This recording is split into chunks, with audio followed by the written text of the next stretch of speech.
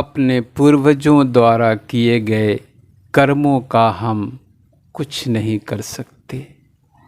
उसमें कोई परिवर्तन या सुधार हम नहीं कर सकते हैं। उसका दंश तो हमें भुगतना ही पड़ेगा, परंतु हमारे वर्तमान के कर्म तो हमारे वश में हैं। हम उन्हें सम्यक बना सकते हैं। हम वर्तमान में किए गए अपने कर्मों का फल तो चखेंगे ही, परंतु हमारे आने वाली पीढ़ियां भी उसके प्रभाव से वंचित नहीं रह पाएंगी। कर्म तो गाड़ी में जुते हुए बैलों की तरह है और जीवन उसके पीछे जुड़ी हुई गाड़ी की तरह होता है। बैल जिस दिशा में जाएंगे, गाड़ी भी उसी दिशा में जाएगी। यदि हम नदी में पत्थर फेंके तो लहर तो अंत तक जाएगी ही।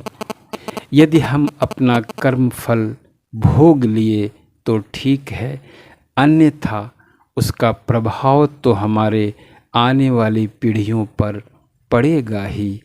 इसीलिए हमें सदैव अपने कर्म को अच्छा बनाने में लगे रहना चाहिए।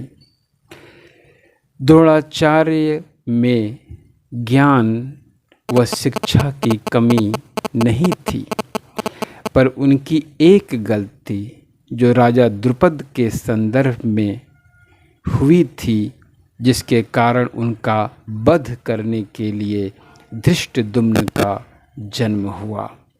भीष्म पितामह तो सबके श्रेष्ठ थे, शूरवीर थे, गुणवान थे, परंतु अन्याय पाप का साथ देने के कारण उन्हें वाणों की शैया पर लेटना पड़ा और उनके वध हेतु शिखंडी का जन्म हुआ।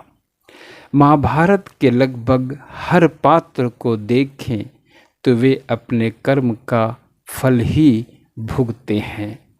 हमारे कृत्य में सुधार तभी हो सकता है जब हमारे भाव एवं विचार शुद्ध हों। यह तभी हो सकता है जब हम हर पल कृष्ण को याद करते रहें, कानों में उनकी ही मुरली की धुन सुनाई पड़ती रहे। हमें स्वयं को कृष्ण के हाथों में समर्पित करना पड़ेगा, जैसे चीरहरण के समय द्रौपदी ने किया था, जैसे अर्जुन ने महाभारत के दौरान किया था। कृष्ण तो बेसहारों का सहारा हैं। वे अर्जुन को विजय दिलाने वाले, द्रौपदी की लाज बचाने वाले, सुदामा का दुख दूर करने वाले, मीरा और राधा के आराध्य हैं।